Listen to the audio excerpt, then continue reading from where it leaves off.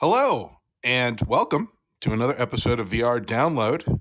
In case you're new here, each week we meet here in virtual reality using the latest technologies to discuss the next generation of personal computing.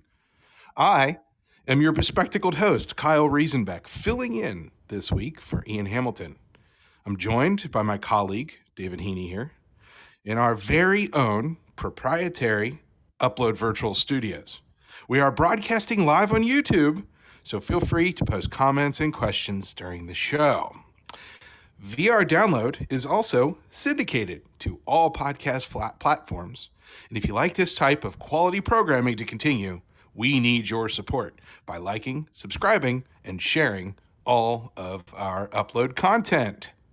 Hi, Heaney. It's nice to be back in the studio. Did I do a good Ian impression here? Yeah, I think you got most of his introduction. Normally not the whole from different continents part, but I think he's kind of cut that part since we finally met in person.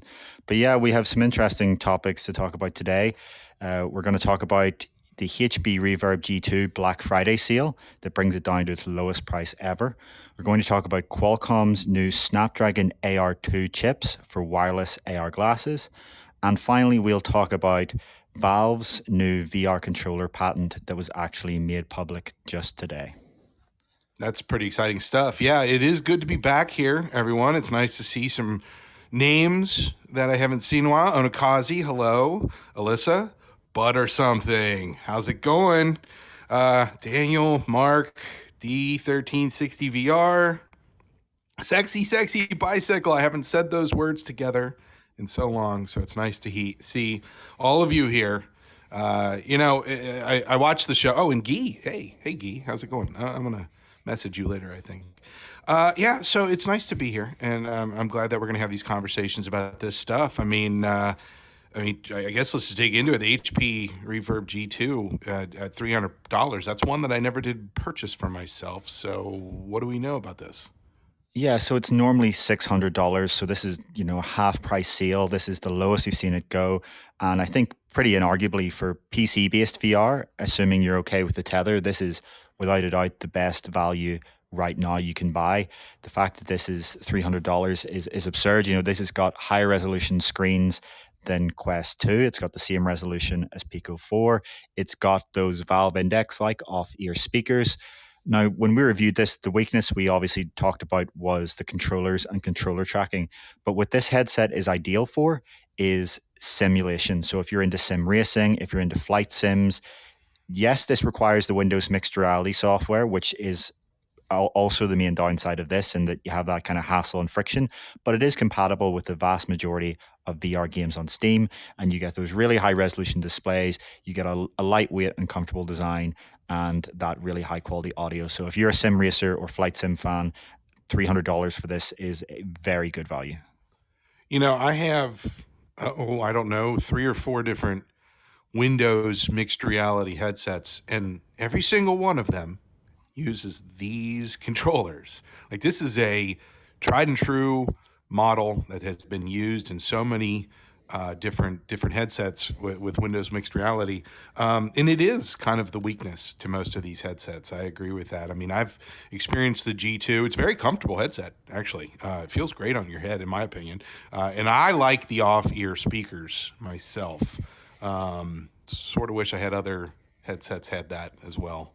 But yeah, I mean, $300 for this headset, and especially if you don't have one at all and you're looking for an entry level for PC VR, you really can't beat that.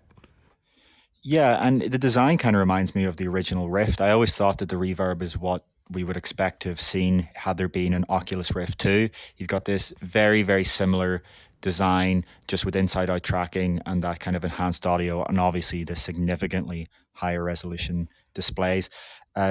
James Moore in the comments saying HP isn't going to support VR for too long, right? Does that factor into purchasing? So yes, we reported on a rumor that seems to be somewhat substantiated that HP may exit the VR market next year. They may stop production of this headset. But from a perspective of a buyer, this isn't like a standalone headset where you're relying on the device maker to release sort of updates to make it useful. This is still, in the vast majority of cases, you're using this through Steam VR. So software-wise, you're just looking for Valve's updates. you really, ideally, once you set this up, once you get the Windows mixed reality setup out of the way, you shouldn't really need to touch HP or Microsoft's software whatsoever.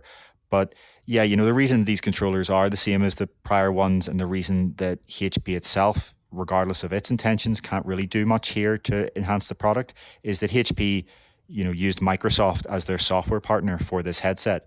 And Microsoft looks like, I don't want to, speak too soon, but it does look like Microsoft has essentially abandoned that Windows mixed reality PC VR platform.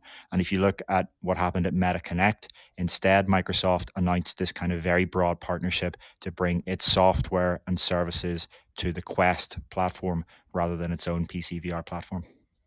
I wonder if that means that it is that Microsoft is actually shelving it or discontinuing it. Windows mixed reality as a platform, it really was just kind of a go-between. I also want to acknowledge the fact that Onakazi saying that these are not the exact same controllers, just the ring is. Yeah, it's And this so, jacking geometry that's the same. right. But I guess these do look a little bit more the controller aspect where you hold is a little bit more ergonomic and maybe a little bit more familiar to more current modern headsets.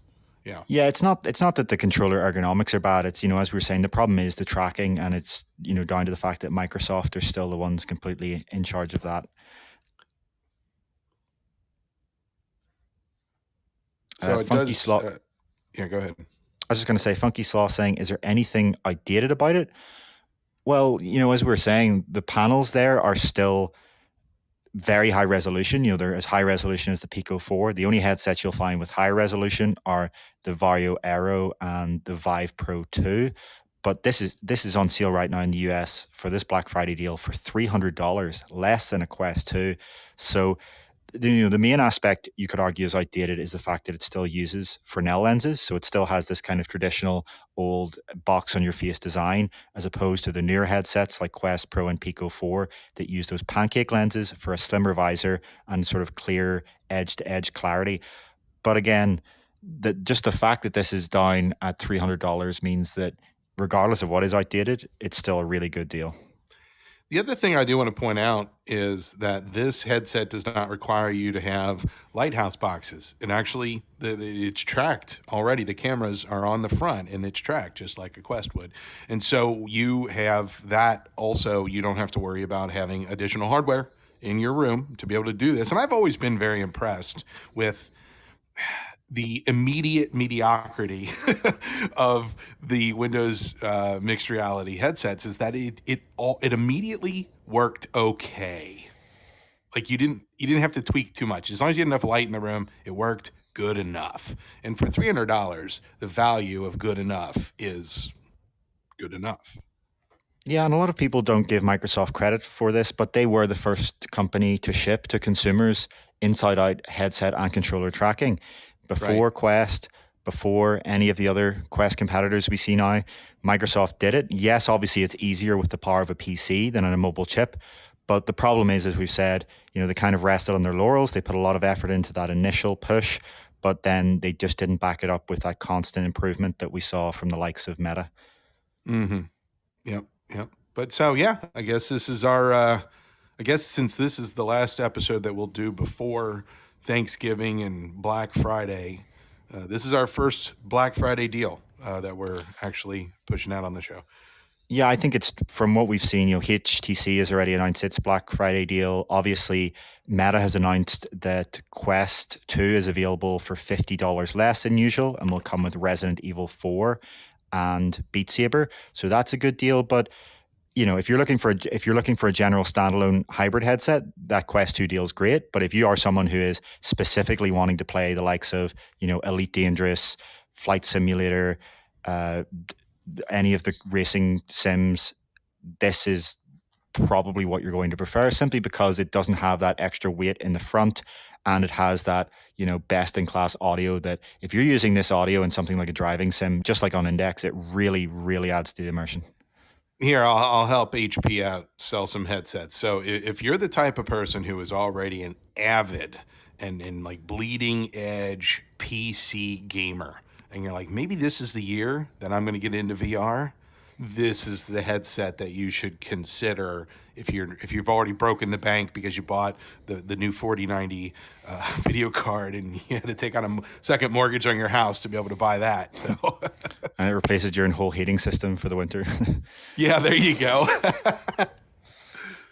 Yeah, so I think we can talk about the next news, Qualcomm's AR2 chip.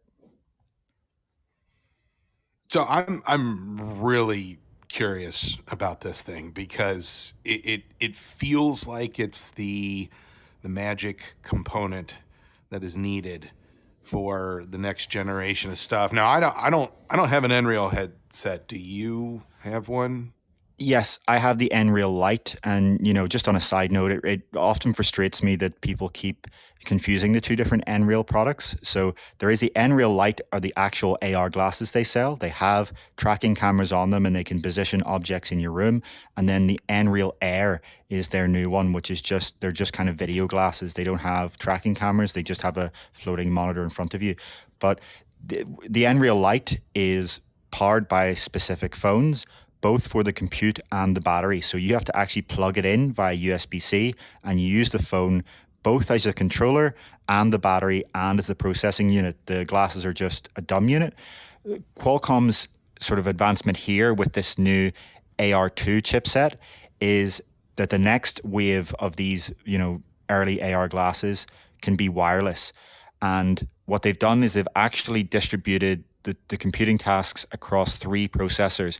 You have the main processor for perception and display output, this co-processor that does AI and computer vision tasks, and then the latest Qualcomm Fast Connect 7800 chip with Wi-Fi 7 is used to actually stream the AR apps that are run by your phone. Qualcomm also says it would work with a compute puck if a manufacturer wanted to make one of those. So you get the glasses and a puck that you put in your pocket. Or theoretically, it could work with Windows PCs that use Snapdragon chips, some of the latest laptops that use that, though there hasn't been any software or company actually announce support for that. I expect when this does come, it will be through smartphones as displayed here. But yeah, the advancement is you get this better thermal dissipation across three chips, and you get the lack of wire. So it'll be really interesting to see which companies ship this. Qualcomm says that LG, Lenovo, Xiaomi, TCL, Sharp, Oppo, Pico, and Nreal are all working on glasses using this new chip solution.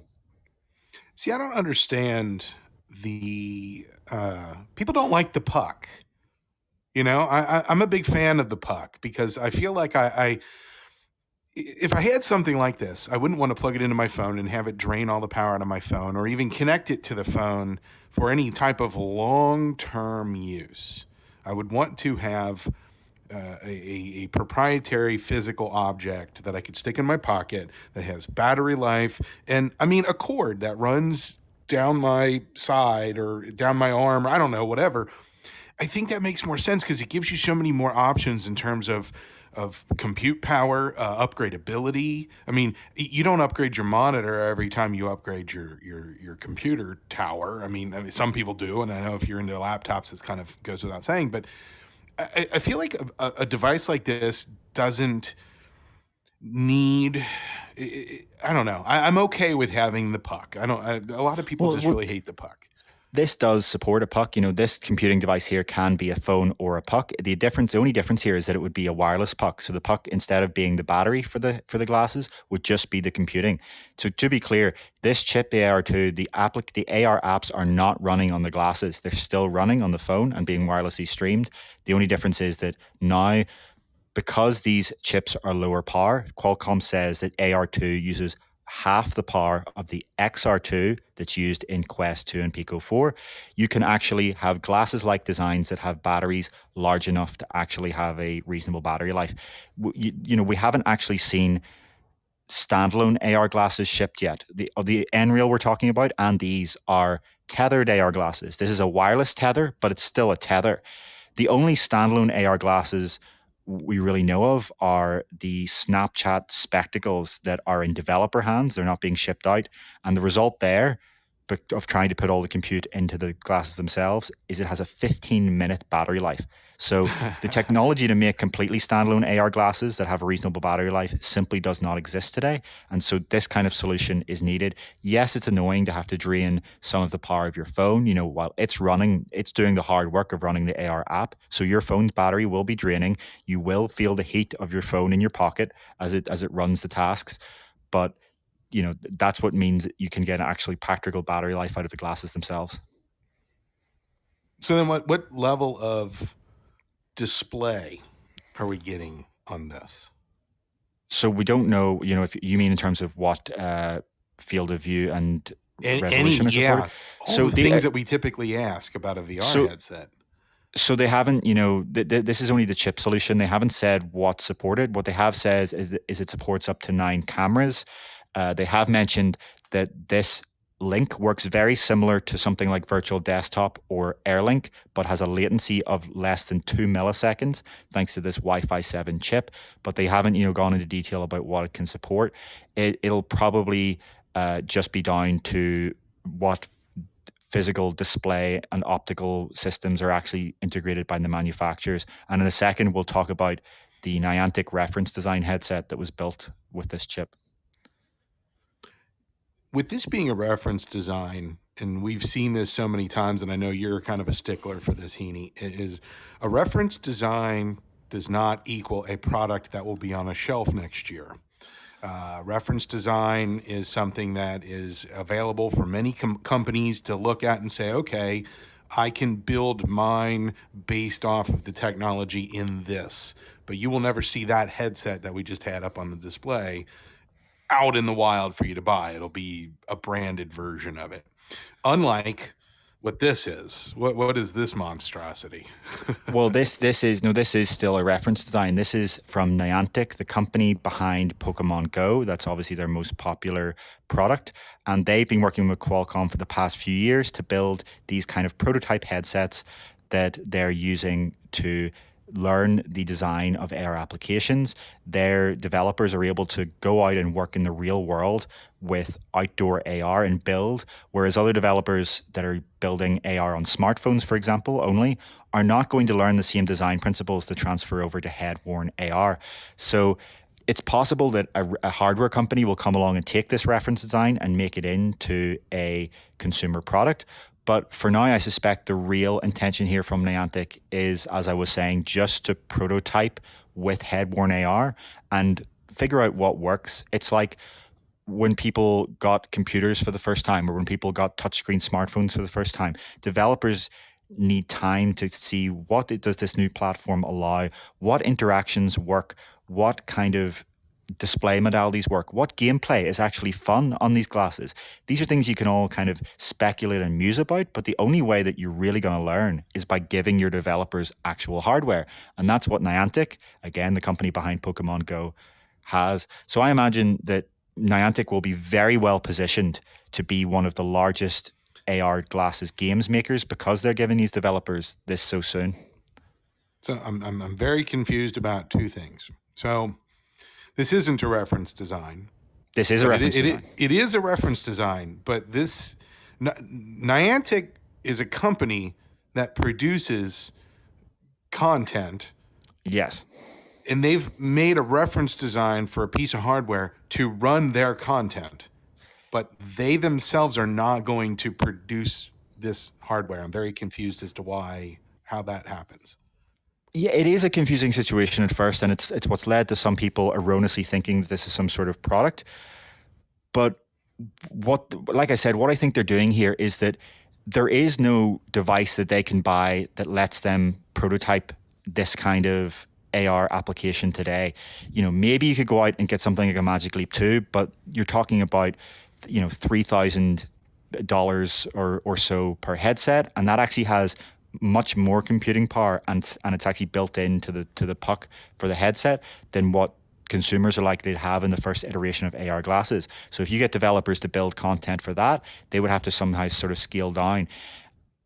Again, what I expect here is that because Niantic is making these investments and learning about what actually works, what we may see when companies like Meta or Apple or Google or Amazon or whoever do come out with AR glasses for consumers, Niantic will be ready to ship games.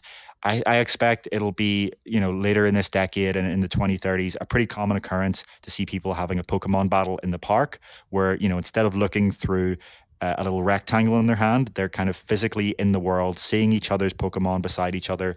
And those sort of games that Niantic makes are just ideal for this kind of use case where outdoor public gaming will become a thing like it never really has before. So the other thing I want to bring up about this headset, and I saw this on social media. What is going on with that little flip headband flip?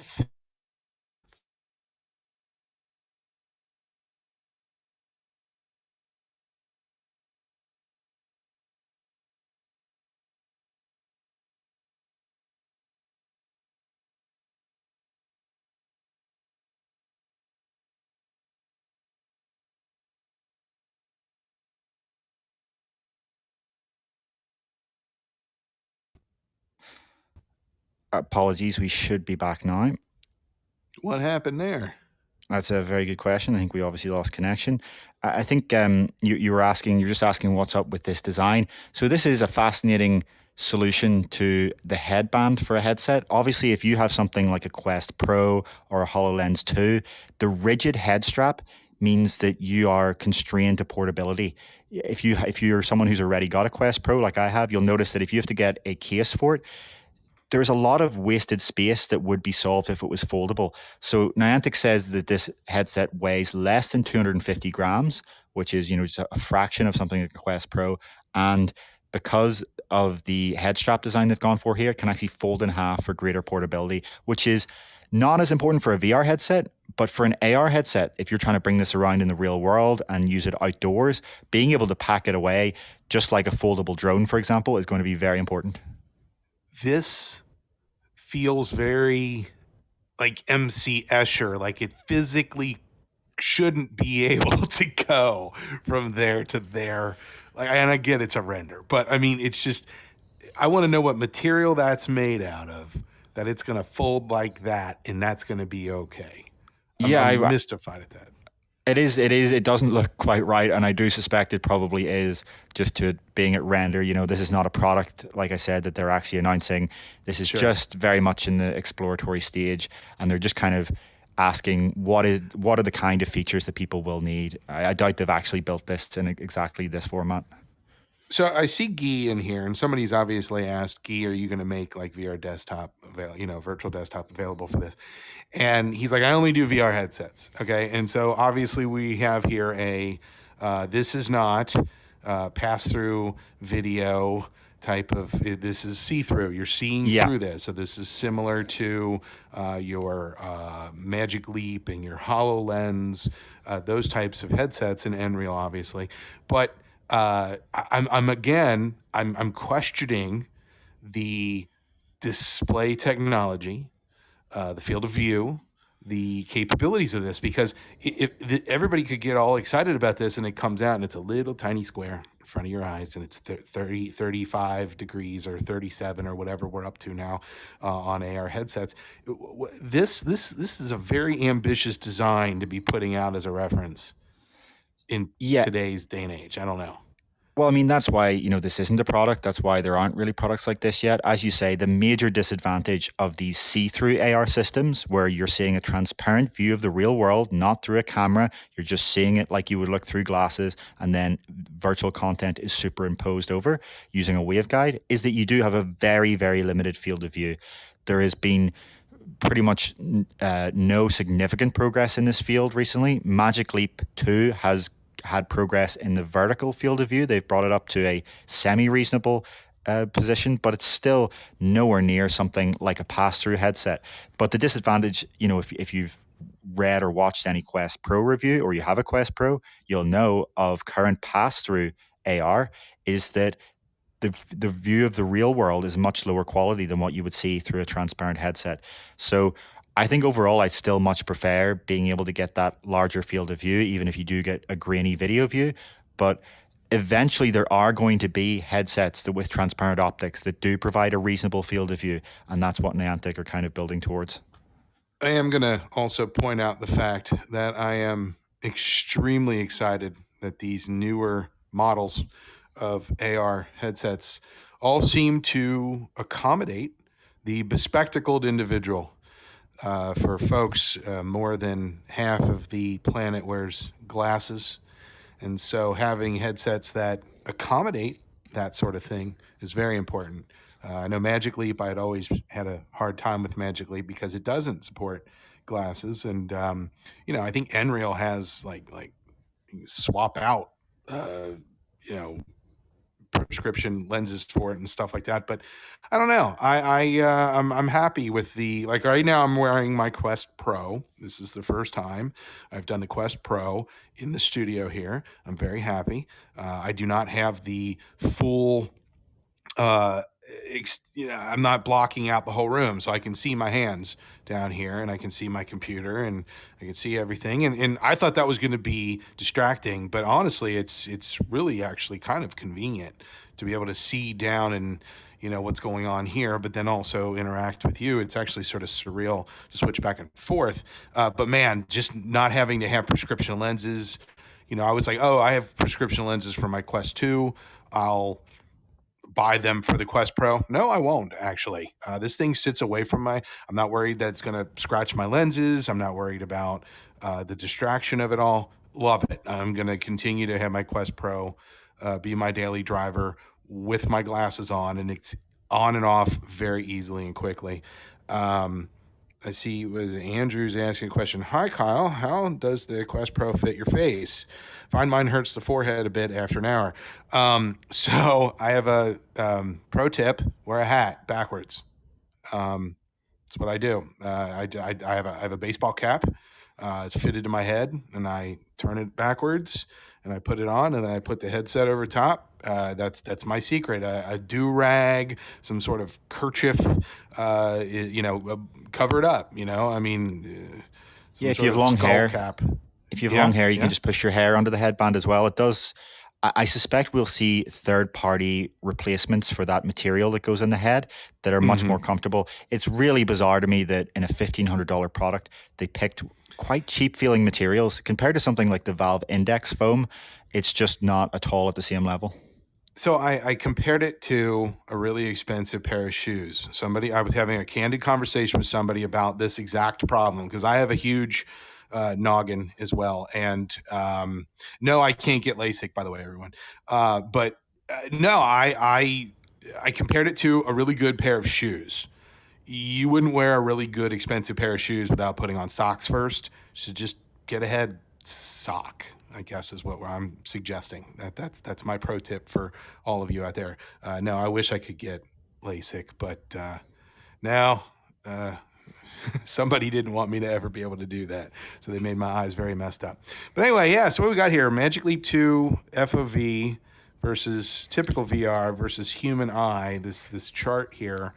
Yeah, that's not good enough, Yeah, really. and so Magic Leap 2 is, it's the state of the art right now in transparent optics. But as you can see here, even the state of the art, and as I said, Magic Leap's innovation was to take the vertical field of view and expand it to taller than any transparent headset in the market. It still doesn't compare to the typical VR headsets. And, Pico 4 and Quest Pro are actually wider field of view than the typical VR you see here. This is kind of the Quest 2 like display. So VR headsets are already pushing past this. And then you can see, obviously, there's still a long way to go to the human eye, but these opaque camera pass-through headsets like Quest Pro and its successors are very likely going to get much, much closer to this before transparent systems can even get to where VR is today. So you do still have this really irritating trade-off. And the other trade-off is that these transparent headsets, their optical systems cost significantly more. So with the VR style display system, you not only get a significantly cheaper solution, but you also get a wider field of view. And I imagine in coming years, we're going to see much better camera pass-through with higher resolution cameras and better chips for processing them. That means that they can get a much more realistic and sharp and less grainy view of the real world.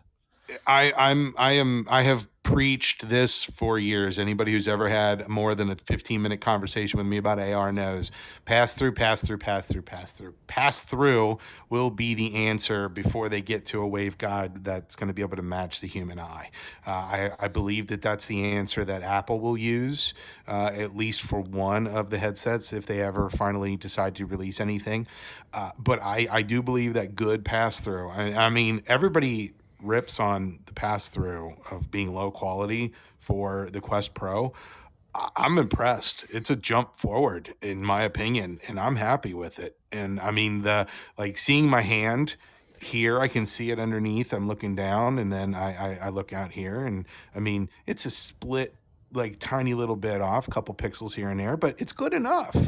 And I mean, I walked around for an hour one day with my Quest Pro, and then the battery died. But yeah, I think it's really, I think that's the way to go. And it looks like some people are agreeing with me here in the Yeah. chat. So And thank you. from an engineering perspective, it is much, much, much, much, much easier for headsets like Quest Pro, well, for future versions of headsets like Quest Pro to get dramatically better camera quality than it is for headsets like Magic Leap 2 and HoloLens to get a dramatically wider field of view. One of the hardest engineering problems in the entire AR VR sector is how to expand the field of view of these waveguide displays like you see in the transparent headsets. It truly is the question that Meta and Apple and all of these big companies are throwing billions of dollars of research and development at, and it may take them until the later half of the decade, if not the 2030s, to really be able to figure out how to do that, because they're trying to do it. Not only are they trying to do it, but they're trying to do it in a glasses form factor. So it is an uphill battle on so many levels, and the technology for this for this see-through AR is just so early compared to the technology for opaque VR-like headsets. Yeah, and in the comments, yourmom.com says, "You've got to be kidding me, not to be salty, but it's all warpy up close and massive grainy noise fest like the 3D cams off a Nintendo 3DS." Right now it is. You're right. But for those of us who remember a decade ago when VR did not have any level of positional tracking.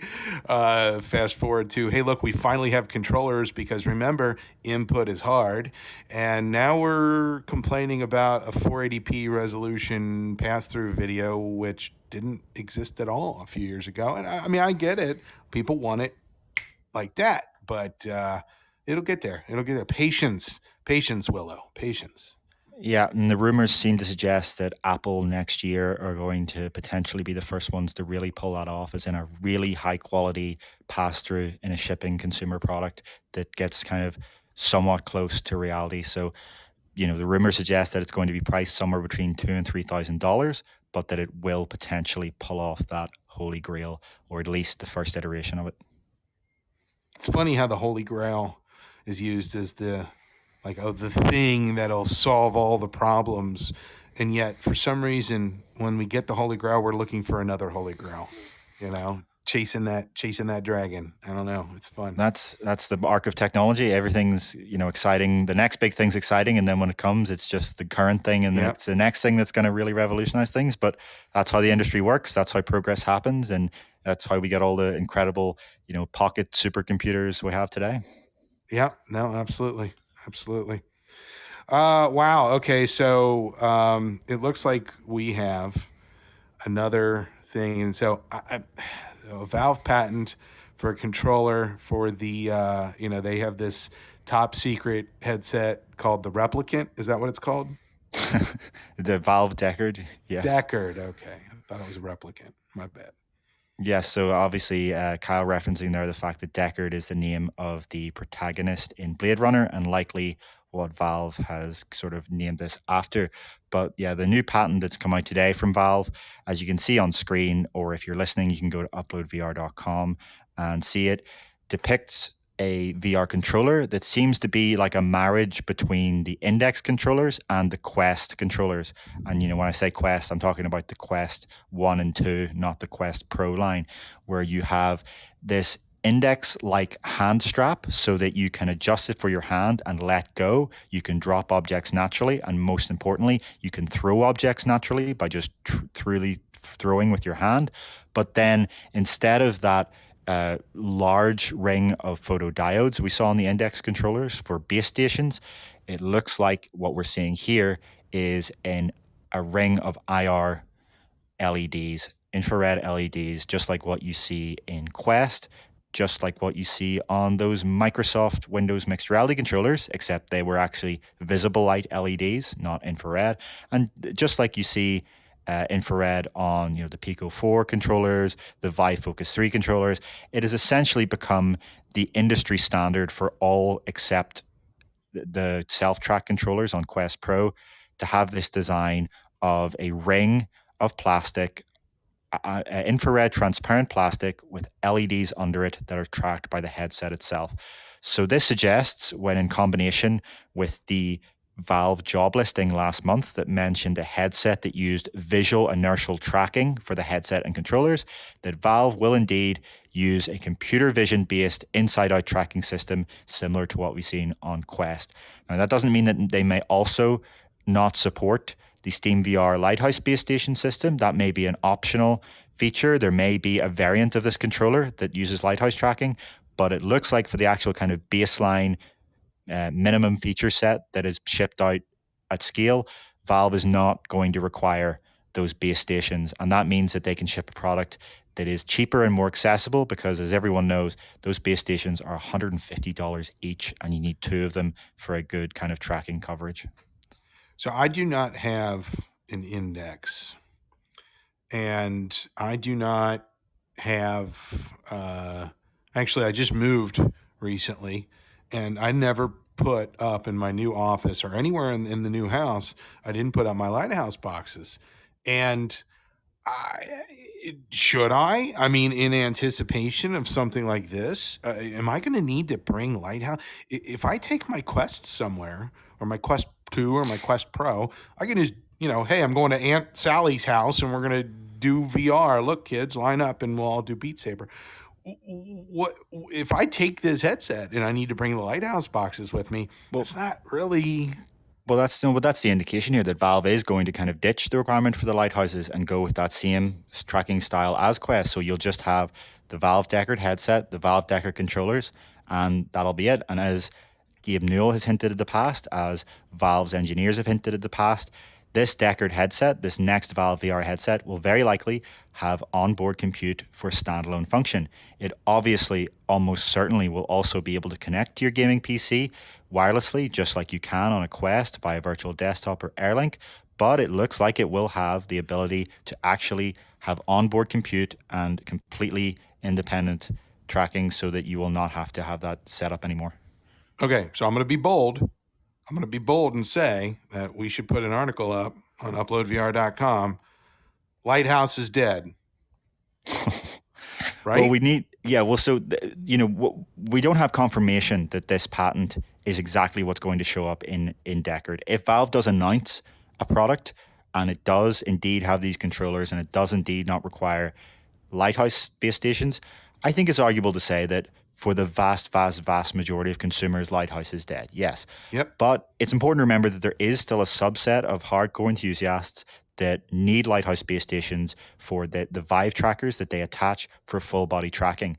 So I don't think we can say that at this point Lighthouse would be on life support, but to really say it's dead, we're going to need to see an alternative body tracking solution that matches or exceeds the cost and quality of Lighthouses and Vive trackers.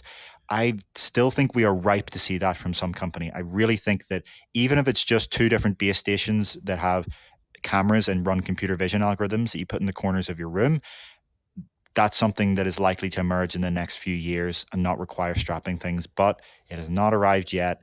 And right now, for those people that are, doing dances in VR chat or other such applications, there still is no real practical alternative. So I don't know. End of life maybe is a more appropriate term than dead. I always hate when people say, "Oh, it's dead," but end of life is something that could definitely But yeah, Lighthouse, I don't know. It's interesting to think about that. And I never thought about the whole body tracking. I mean, that's another article we could write. Deckard will not support full body tracking. I mean, we don't know. We don't know whether Well, or not it's going to use Lighthouse. so yeah, interestingly, in that job listing from last month was for an engineer for computer vision, and it did mention body tracking. So that suggests that they're looking to do body tracking from cameras and using computer vision algorithms. But what that didn't mention is, are they going to do this from the headset? Are there going to be downwards facing cameras like what has been rumored for Apple's headset?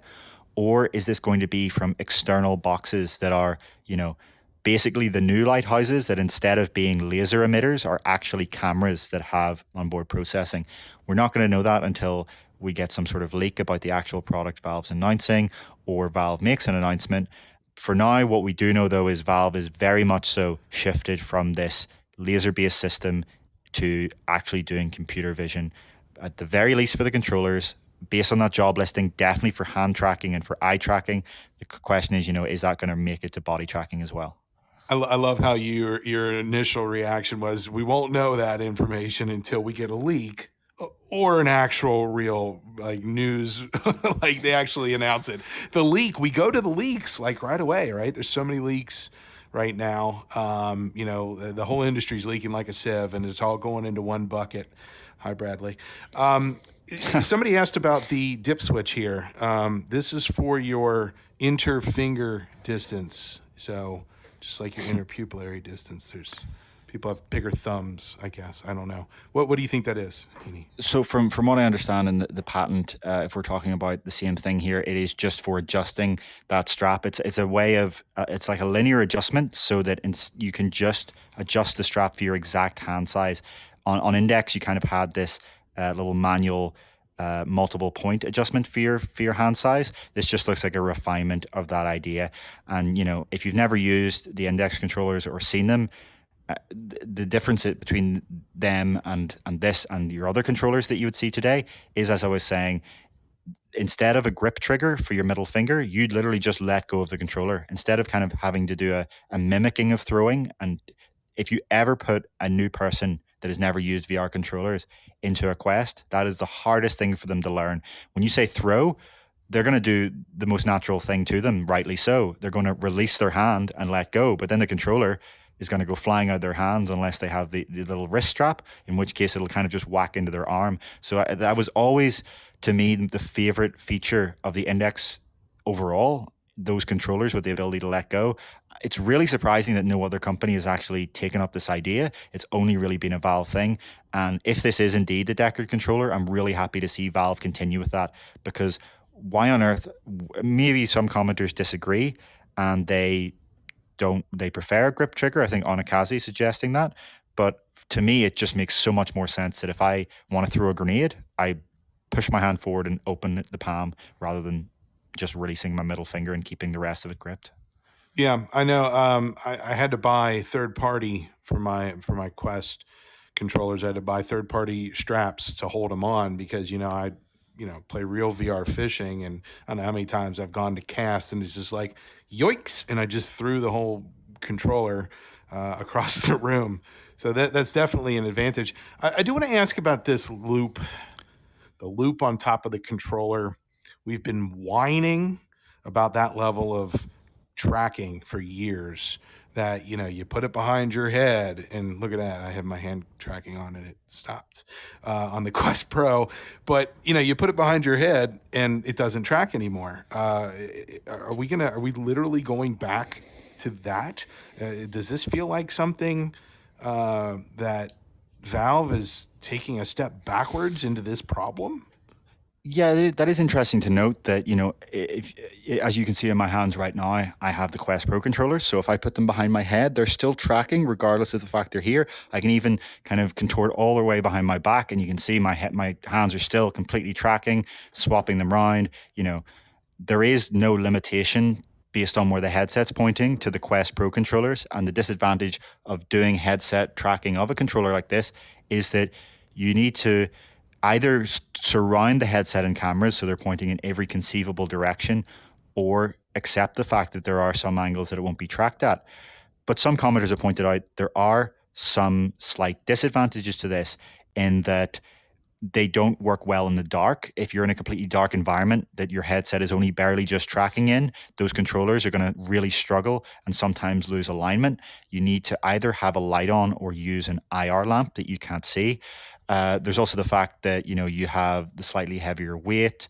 There is that little synchronization time when you first pick up the controllers for them to sync their position map with the headset, so they're slightly out of alignment.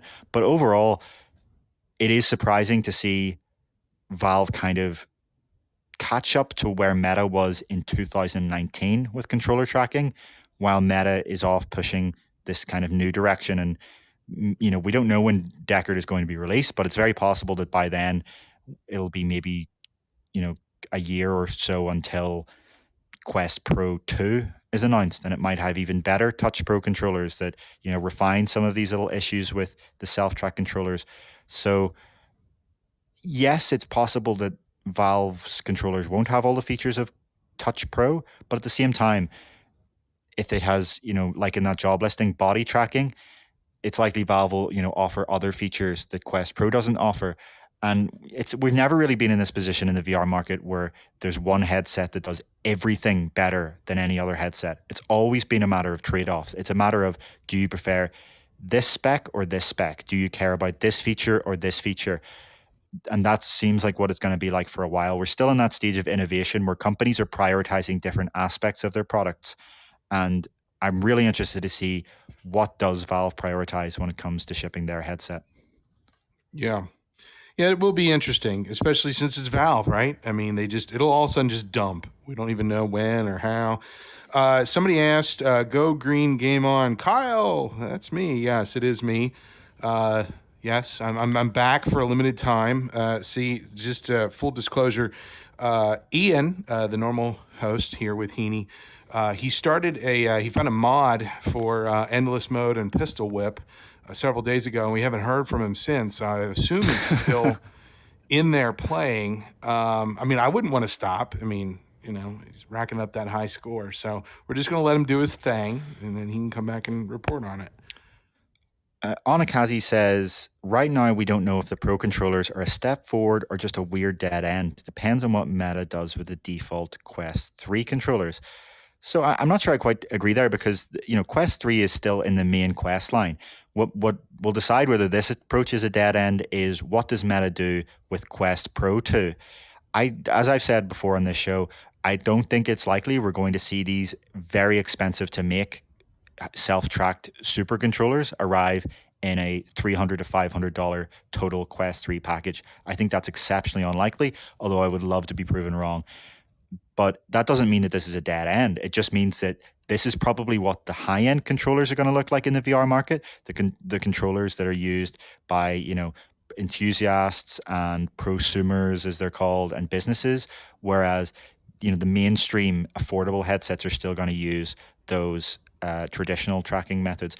I pointed that the real advantage to me, and I think in practice, to these self-track controllers is not the fact that you can, track them behind your head or whatever, because how often are you really doing that? And how often does that really matter? There's very few use cases. What really matters to me is the fact that you can bring them directly together. You no longer are limited by having plastic that you can't see in VR bashed together. You can perform fine two-handed interactions at really close scale that were simply never possible before. And that's especially important in a lot of creative applications, things like Gravity Sketch, things like other 3D visualization and design tools, where if you're trying to make really, really precise changes to something or interact with small objects on close scale, which is in many ways VR's strength, that's something that simply isn't possible. There is nothing more frustrating, even in a game like Onward or Contractors, where you have a two-handed rifle. There's nothing more frustrating than going to reload your weapon and pull a magazine out, and instead of actually putting it in the right place and pulling back the bolt, you end up smashing the plastic of the two controllers together right while you're trying to, save yourself from being shot and duck behind cover. So just the removal of that physical plastic, to me, is the advantage of this design, and I'm quite surprised that Valve is going with this approach if Deckard is, as many expect, going to be this high-end product. Although there always is the possibility that few have really considered that maybe Valve won't go for the Quest Pro. Maybe Valve will do what they did with Steam Deck pricing. Steam Deck pricing was significantly lower than many people predicted. Maybe Valve will actually price for the Quest 2 and the Quest 3. Maybe those are the products they'll take on. And if that's Valve's strategy, this makes complete sense. I have two children at home who play VR quite a bit. The older one is into Echo Arena. And I don't know how many times, you hear the whole and, screams and expletives, and you're like, oh, great. Did she break another ring off of a set of controllers? Great thing for the Quest Pro, which she's never allowed to touch, is she's not going to break the controller ring off. She might break a finger now, but yeah, I think there's definitely a lot of advantages for that. Someone in the comments said that we should get the little fuzzy things for our microphones. Now that has been I do. a topic of conversation. So Heaney put a little fuzzy mustache on his Quest Pro, because that's where your microphones are right under. I'll see if the I can nose. upload an image. Actually, you keep talking, and I'll see if I can put the image on screen. Sure. Yeah. So having done lots of photography and video and live streaming and all that sorts of stuff, it's bad. It's pretty bad. And so I thought, well, I'll just put a piece of masking tape on mine, just one little piece of masking tape, thinking that would be something. And Heaney went all out and bought the little fuzzy balls and stuck them on his nose. Neither one of them, I guess. It says, okay, so Onakazi's saying, oh yeah, Heaney sounds way better this week than last week, now that you mention it. Okay. And so this was just my first attempt. Like I said, just masking tape over the holes. I'll have to find something else to put over my holes to make it sound better. Seems like a design flaw, especially with social being so important. I kind of feel like Meta dropped the ball on this. Oh, I definitely agree. So, if any regular viewers are noticing why I do sound better, my Quest Pro now has a mustache or a beard, depending on how you want to define it. This is what I'm using right now. I have covered this thing with the same material that microphone wind blockers use. If this, I'm going to listen back after the podcast to see how well it worked. If that didn't work, I'll just have to revert back to Quest 2. But I'm really hoping, given the effort and the fact that every so often I can feel it against my nose, which is horrifically uncomfortable. Was going to ask that. Yes, there has to be a better way than than the little fuzz ball. I would not be able to handle that. I'd be like, you'd see me on the show like constantly, like wiping. I can't do that. So. Yeah, we'll get rid of that. Yourmom.com. Yes, I'm not going to repeat your comment, but yes, that's exactly what I thought as well. It looks like the commenters are saying it's working, so that's great. We'll try to make sure that all of our staff are using this solution. From a physics perspective, it makes sense. This is how normal microphones solve this. I'm really surprised that Meta didn't think about this. As you say, it really does seem like a design flaw. Would it have hurt them to put some of this material on the mic? Would it have hurt them to even just put like a thin sort of film in front of the mic or some sort of material to block it out? I do not understand how this wasn't caught and fixed. So am I really bad? So does this, like, Peter Piper picked a peck of pickled peppers? Is that bad? Is it, I don't know. I thought maybe just a little piece of tape. I am not going to do this. Okay, this is not this is not the solution. If you guys want to see me come back on the show and sound good, no, no. I will figure something out. I will go, steal some Velcro off of an old pair of shoes or something. But that is not no. Yeah, no, I mean, as you say, you're only covering for Ian this week, so I guess it doesn't make sense. But I'm pretty sure the last communication I had with Ian on this was that he is also going to be using this solution.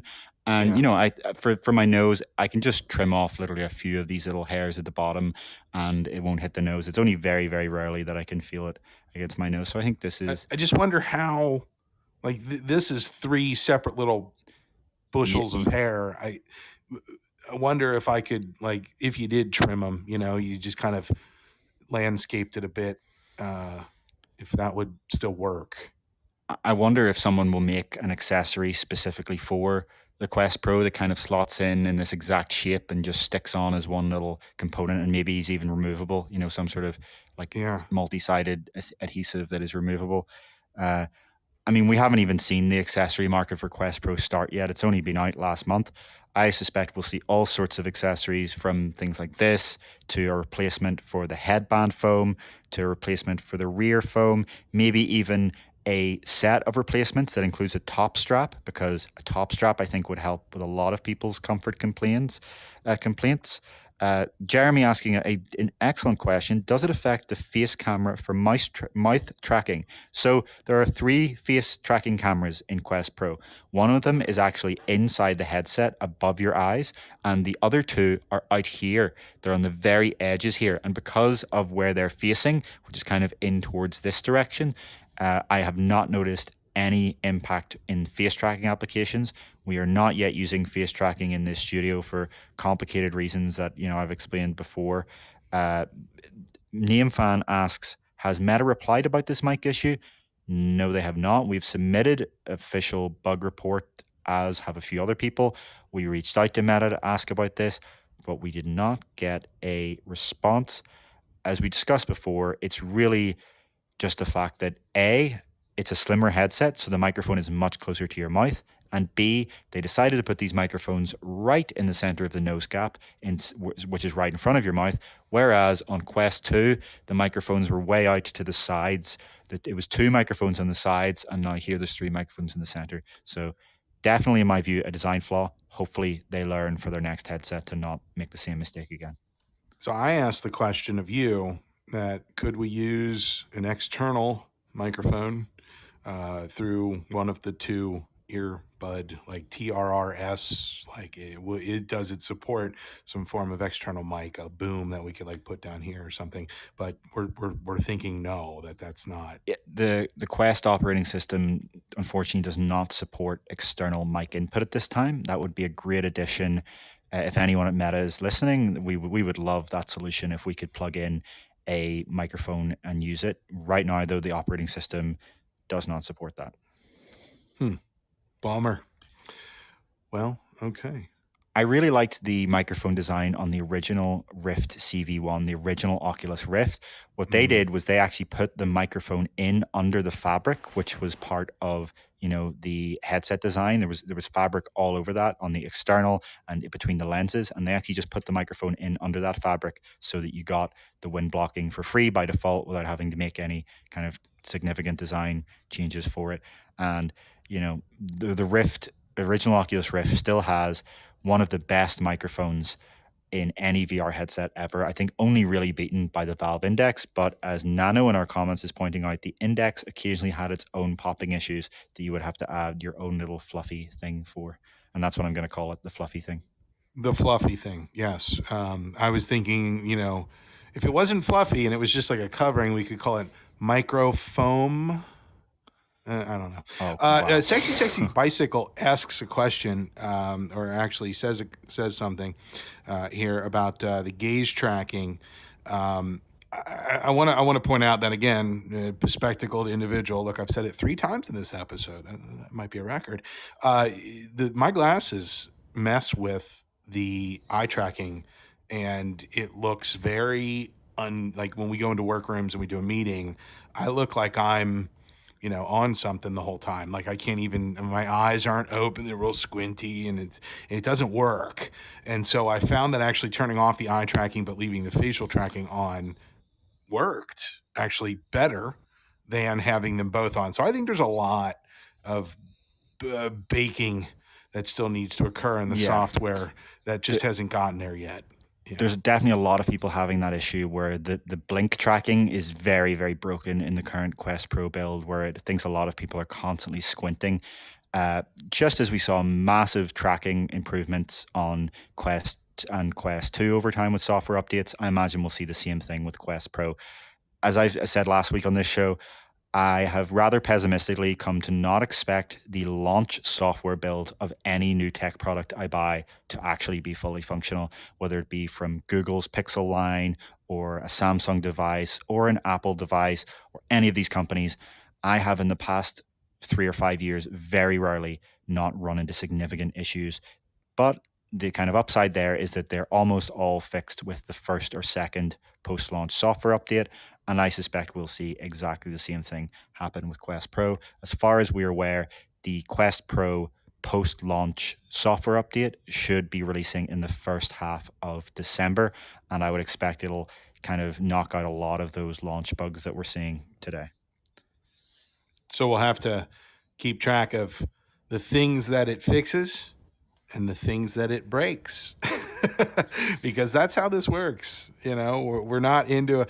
I don't know. I can't remember. I think Heaney, you're right. I can't remember the last time launch software for anything nowadays has been ready to rock and live and ready for prime time. So, yeah, I don't know. Innovators and bleeding edge folks. You know what you're getting into. This isn't new. This isn't unique to VR. Sometimes the microphone is a little wonky. Sometimes the eye tracking is weird. Sometimes you don't have legs in a major social platform. I mean, it just happens. It just happens. I know, right? Nice thing is, I didn't have to wear pants today. So,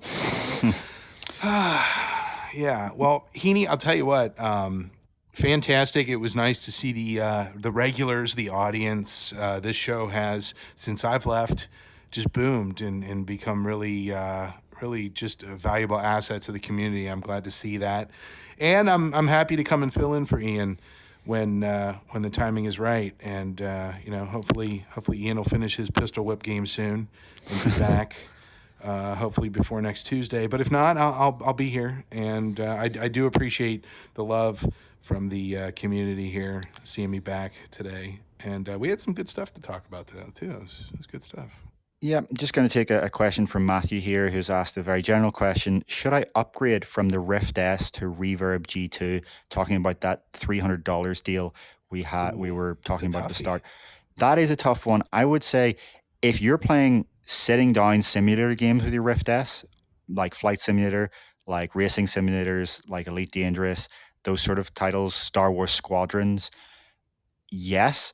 But if you're playing room scale games, if you're using those track controllers, you will notice a downgrade in tracking quality from the controllers going from Rift S to Reverb G2. So if you're sitting there thinking, I really want to upgrade my Rift S, I would recommend, if you're in Europe, I would say go for the Pico 4. If you're in America, I would say if you really want to upgrade, go for a Quest 2. But what I would really say is hold out for the headsets that are coming out next year. If you are in the US and you're with a Rift S, just wait for next year. There's going to be a whole bunch of headsets that are going to be an option for you.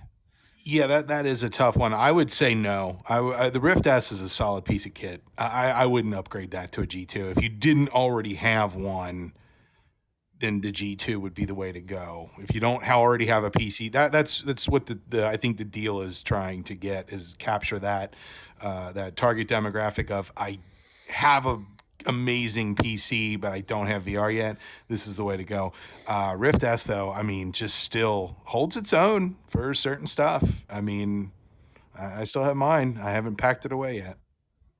Yeah, I mean, it's a solid headset, and you have that cable, so you're not kind of relying on the battery. You have a really wide controller tracking range quality that's actually wider than the controller tracking range on Quest 2 or Pico 4, because you have 5 cameras rather than 4. The problem is, obviously, you still have that much lower resolution display than Quest 2 or Pico 4. You have those fixed IPD lenses. It is a tough time because we're coming into the last year. Well, we're in the last year of Quest 2's 3-year life cycle. So if you're going to pick up something like a Quest 2, in less than 12 months, we expect to see Quest 3 come out. I almost don't want to say this, but I really don't recommend buying a VR headset at this exact moment unless you're in Europe and you want the Pico 4 because it's just come out. It just seems like we're at the very end of this kind of generational cycle. And if you can just hold out for maybe, 10, 11, 12 more months, what the products like Quest 3 and its competitors are going to be a significant leap from what we have today. I am going to disagree, and I'm going to say you should buy, because waiting a year for the next thing is a vicious cycle to get into. Cars every year, it's like, I'm going to wait and buy a 2022. Oh, wait, look, the 2023s are coming out. Oh, now the 2022s are on sale. Oh, now I'm going to wait and get, the 2023s are good. 2024 now. It's a vicious cycle when you have to wait 12 months. I'd agree with you if we were seeing a 12-month cycle, but what it looks like we're seeing here is a 3-year cycle. And like I said, we're in year 3 of that 3-year cycle. So it just doesn't make sense to me to buy it at this point when you're going to so quickly have it be replaced, especially given the fact that in the past few months, Quest 2 was increased from 300 to 400. Maybe we could talk differently. It's just the fact that it goes into its last year and its price gets higher. I think I would really, unless you're saying I really want VR now and I really want a standalone system with all these games and it has to be, not the Quest Pro because it's out of my price range. It just seems like a bad idea. It's a toughie, and I appreciate the whole 3-year life cycle, but that's just that one product from just that one company. What other headsets have come out in that span of those 3 years that also fit the narrative of I'm buying into VR? Just because it's not a standalone Quest 2 by Meta, I don't know. I'm just saying. Well, like I said, if you're in Europe, the Pico 4 is still a great buy. It's cheaper than the Quest 2, and you have a slightly better performance. You have those pancake lenses. You have that weight balance. It's actually, people haven't really said this much, but the Pico 4 is actually a great PC VR headset. If you are someone who, the commenter before who had their Rift S, if you're in Europe, I would say your upgrade path is Pico 4. It's a similar price as Reverb G2. The problem is it's not sold in the US. And yes, you could import it over to the US if you want to risk that, but you're screwed if you have a support issue or it breaks, because the first thing that Pico is going to say to you is you're not even in a supported continent, never mind a supported country. You're on your own. So, I'm someone who I've bought tech products that are only sold in North America that aren't sold in Europe. And when I do that, I take on the risk that if those break, I've emailed these companies to ask before I buy it, and they very clearly tell me, if you want to do this, go ahead, but we cannot support you if this is going to break. So that is a big risk. And we're in a situation where, because of Pico's marketing strategy right now, my advice for someone who lives in Europe and someone who lives in North America is dramatically different. Yeah. No, I mean, it's a good point. It's a good way to look at it. So, yeah, I don't know. I guess that's, to each their own. Buy whatever headset you want. I will say that pancake and pass-through, 2 words that require me to make the P sound into this microphone, have really changed the industry. Like, if I had to put words down that have changed the industry this year, it would be pass-through and pancake. You're definitely just making as many plosives as you can on purpose now. Am I? Okay. Well, hey, that's what I do. Well, I think, do you have anything else you want to add here? No, I think we're ready to wrap up. I think this has been a great episode. Good. Yeah, very good. All right. So for all of you out there in YouTube land, appreciate the comments. Fun to see all that stuff. And for those of you listening on the podcast, really appreciate the fact that you're listening to it after the fact, and hopefully the sounds aren't too bad for you. Jesus. And thanks to all the regulars and everything. Great. All right. Well, I think that's it. Thank you all very much for watching and or listening.